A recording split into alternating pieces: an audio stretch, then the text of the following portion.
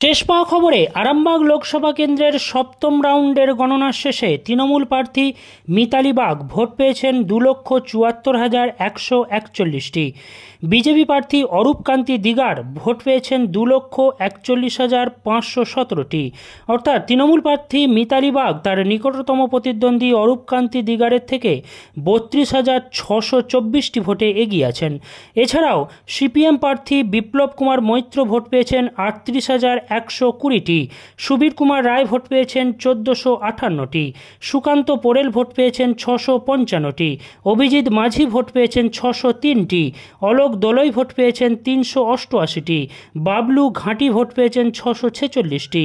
ভাস্কর মালিক vote পেয়েছেন 1411টি। রঘু মালিক vote পেয়েছেন 6021টি। এছাড়াও নোটায় ভোট পড়েছে 6306টি।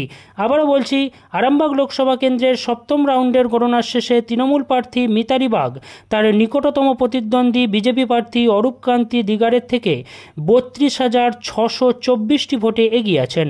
সপ্তম রাউন্ডের শেষে তৃণমূল প্রার্থী মিতালি বাগ এগিয়ে আছেন 32,624টি ভোটে।